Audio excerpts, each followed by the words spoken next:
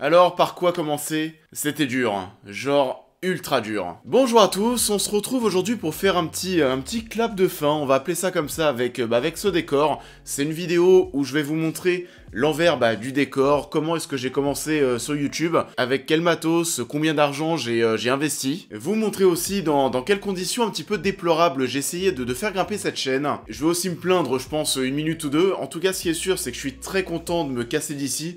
Comme je l'ai dit dans une autre vidéo, c'est l'histoire d'amour qui a duré un petit peu trop longtemps. Ça fait 4 ans que j'habite à Paris et que j'habite ici. Pendant 3 ans, ça s'est très bien passé. Et je pouvais me déplacer, je pouvais marcher, respirer. Le problème, c'est que la dernière année, c'est aussi devenu mon décor YouTube. En plus de ma douche, de ma cuisine, de mon lit, et tout ce qu'il y a autour de moi, mon dressing aussi qui est ici, je vais tout vous montrer. Et comme tout ce petit bordel, ça a commencé à devenir petit, c'est vrai que tout ce qui était ménage, etc., j'ai arrêté. Je vais aussi vous montrer des photos pour que vous puissiez visualiser à quel point, ouais, je rangeais plus, c'était le bordel. Donc, on va faire ça en 4 étapes. La dernière partie de la vidéo, ce sera donc le moment où on va aller dans mon futur décor, mon futur setup. Je vais vous montrer rapidement à quoi ça ressemble et vous allez voir à quel point la chaîne, oui, va gagner en ambition et moi en confort de travail. La troisième partie de la vidéo qui sera la plus grosse, ça sera donc mon setup actuel et vous montrer avec quoi je travaille. Et juste avant, je vais me plaindre un petit peu parce que j'ai besoin que ça sorte. Et la première étape déjà, c'est de vous remercier parce que on est 50 000 aujourd'hui. À l'échelle de YouTube, 50 000 abonnés, c'est pas grand chose, mais à l'échelle de la critique cinéma sur la plateforme, c'est plutôt pas mal et c'est même très bien quand on sait que j'ai commencé sur YouTube il y a un petit peu plus d'un an et demi, donc encore une fois, merci. Ça s'est fait rapidement, c'était beaucoup de travail, vous avez vu que le rythme des vidéos a beaucoup augmenté ces derniers temps. En plus de ça, c'est assez drôle parce que je me souviens très bien quand j'ai fait ma vidéo des 1 an, où je vous avais annoncé que j'allais rentrer en travaux tous les week-ends pour mon futur appart et mon futur setup. Je vous ai dit que le rythme des vidéos allait un petit peu s'alléger. Et au final, ça a été tout le contraire parce que j'ai jamais autant sorti de vidéos que depuis 8 mois. Donc encore une fois, je vous remercie, c'est assez symbolique pour moi, 50 000 abonnés, c'est un Parc des Princes complet. Et c'est une petite communauté que j'ai réussi à faire évoluer dans un petit laps de temps et seulement dans 10 mètres carrés. Donc merci. Donc deuxième partie.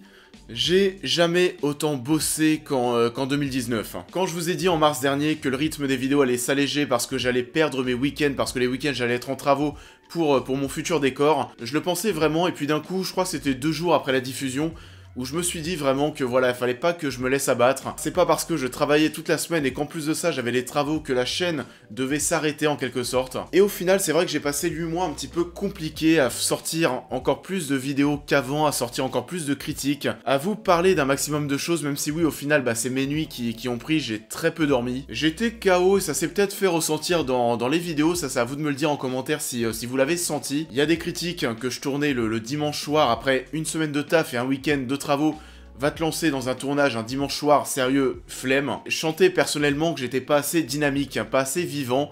Il y a aussi une autre raison à ça, et je crois que j'en ai jamais parlé, et c'est ce mur, tout simplement. Faut savoir qu'il est épais comme ça, et que derrière, c'est un autre appartement, il y a une autre personne qui vit. Aujourd'hui, cette personne n'est pas là, donc je suis un peu plus libre. Mais ouais, vous pouvez pas savoir ce que c'est de tourner des vidéos, de tourner des critiques, en sachant qu'il y a une personne juste derrière avec un mur comme ça qui vous entend très bien. C'est ultra gênant, et ouais, ça fait 1 an et demi que je fais des critiques et que je suis pas très à l'aise. Parce que je sais que je suis écouté. Et je me rends pas compte, je vais voir ce que ça va donner par la suite. Parce que là, mon futur setup, tout est isolé. Il y a des doubles murs, des doubles sols, des doubles plafonds.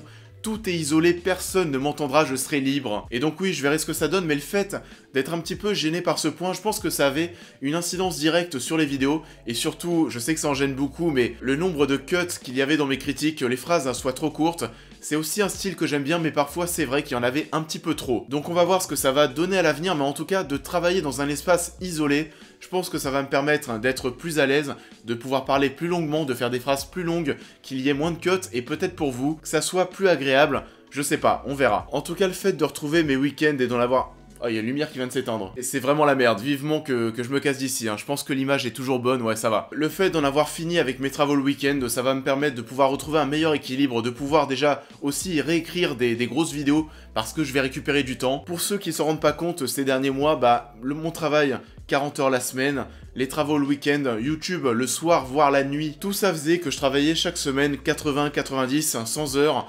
Donc forcément, récupérer mes week-ends, ça va me faire du bien. Je vais retrouver un meilleur équilibre dans mon travail et peut-être et certainement oui, les vidéos devraient regagner en ambition. On va passer à la troisième partie et certainement la plus intéressante. Vous montrer donc mon setup, l'envers du décor. Donc, je vais reprendre ma caméra et je vais vous montrer tout ce qui se passe autour. Donc, comme vous pouvez le voir, déjà bon, bienvenue chez moi, vous allez faire le tour. La cuisine est juste là, ma douche est juste là. Ensuite, vous avez ma grande télé qui était juste derrière la caméra. Mon petit bureau qui est là avec mon ordinateur. Donc, faut savoir que l'ordinateur portable, il est là pour prendre le son.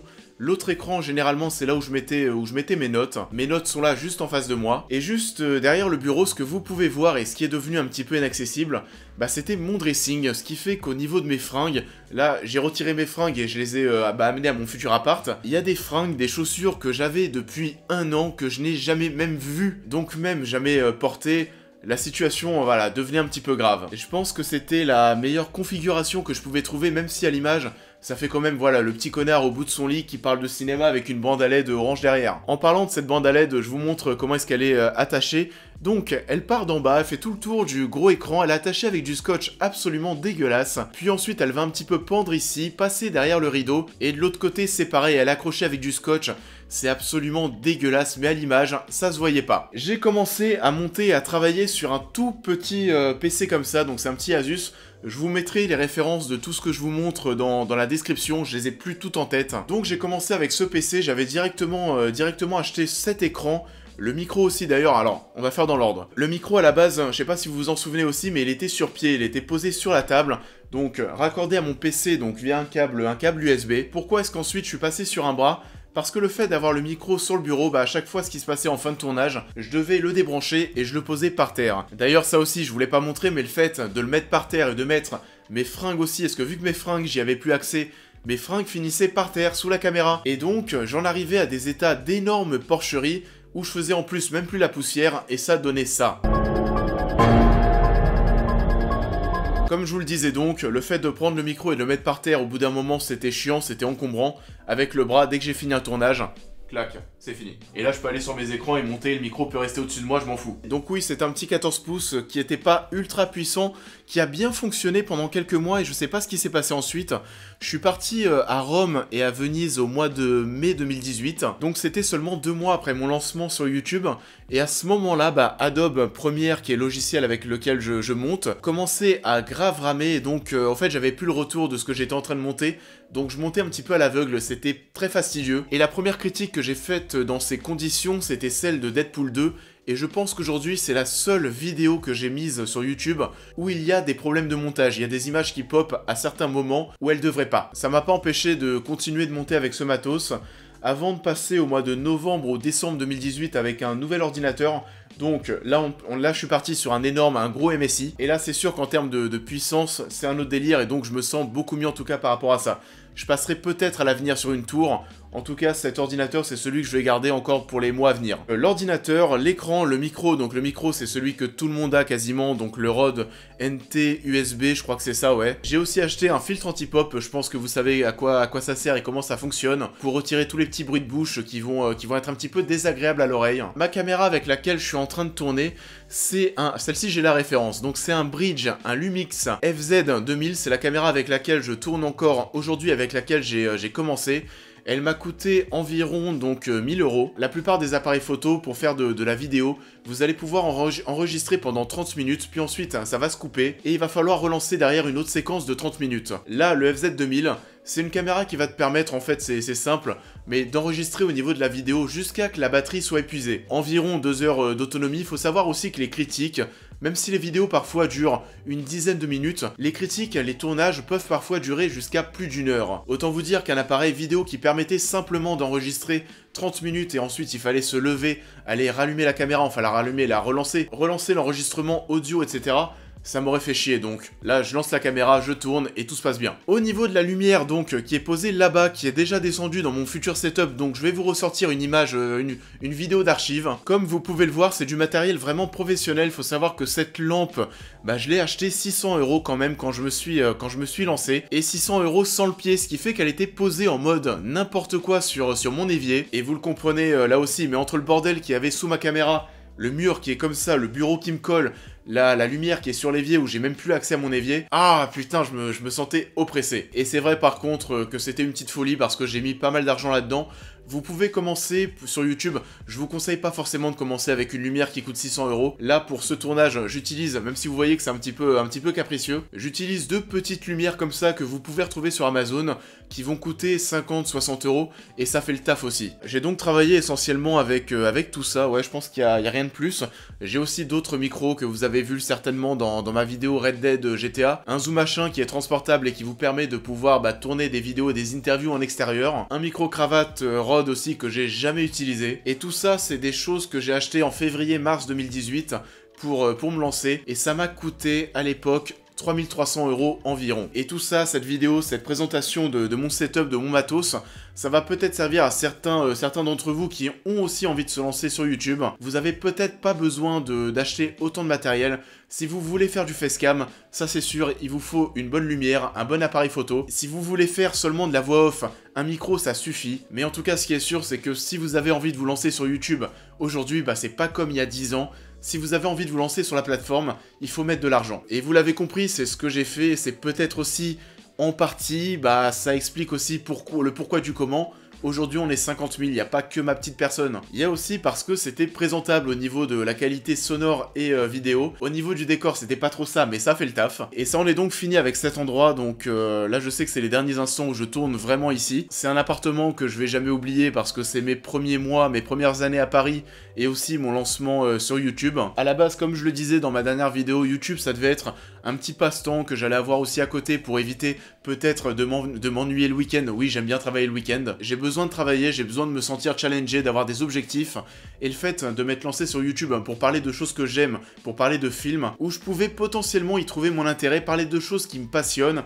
J'ai retrouvé aussi une feuille brainstorming, où j'avais passé aussi pas mal de soirées avant de me lancer sur YouTube pour trouver le nom de la chaîne, pour trouver la direction artistique, la direction, on va dire, éditoriale, savoir de quoi j'allais parler. Et il y avait aussi sur cette petite page Word un endroit que je viens de revoir, où j'avais noté un objectif. Comme c'est assez compliqué aujourd'hui de se lancer sur YouTube et de grimper assez rapidement là où beaucoup de personnalités, beaucoup d'autres personnes sont déjà bien mises en place, j'avais noté que j'aurais bien aimé que l'objectif, c'était au moins de toucher 10 000 personnes, d'avoir 10 000 abonnés en janvier 2020. On est en décembre 2019 et on est 5 fois plus que ce dont j'espérais.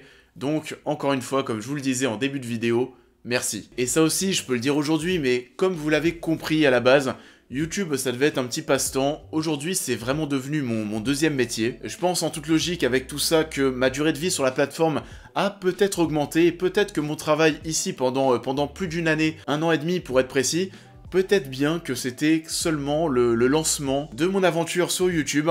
Je me projette pas trop, mais en tout cas, oui, aujourd'hui, je me vois pas arrêter demain. Voilà, je pense que c'est tout ce que j'avais à vous montrer concernant cette partie.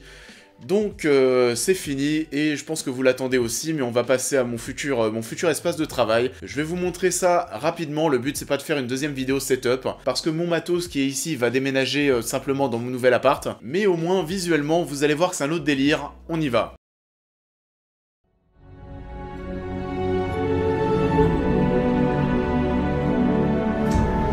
Ça change. On se retrouve donc du coup pour cette dernière partie de vidéo. Je sais pas si vous me suivez sur Instagram, mais à la base, avant ces travaux, avant tout ça, c'était ça. Comme vous le voyez, ça a beaucoup changé, je vais être beaucoup mieux, j'ai même un siège pour m'asseoir. Parce que ça aussi, pendant 1 an et demi, les vidéos, je les montais dans la position dans laquelle vous me voyez pendant que je suis en train de tourner. Vous devez l'imaginer en voyant le résultat, mais ça a été 8 mois très compliqués de travaux.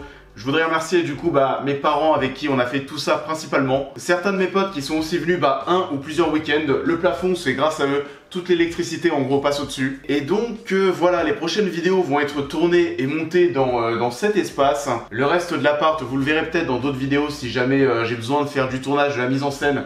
Mais il va y avoir donc le reste de ma pièce à vivre, la cuisine qui est là-bas, la salle de bain, les chiottes. J'ai beaucoup plus d'espace, ça ressemble vraiment à un appart. Et vous l'imaginez bien, mais en voyant tout ça, en confort de travail, je vais énormément gagner. Et je vais certainement prendre plus de plaisir à faire des vidéos, donc C'était long, je pense que ça en valait vraiment la peine. Ça en est fini avec l'ancien décor et avec cette vidéo. Je vous remercie d'être resté jusqu'au bout pour ceux qui sont encore là. J'ai déjà super hâte de tourner ma première critique. J'attendrai aussi vos retours pour me dire si tout va bien au niveau de la lumière, du son, etc. Là, le son est peut-être pas top parce que je suis en train de parler par là-bas et c'est beaucoup plus vide que derrière moi. Et je vous dis à très vite.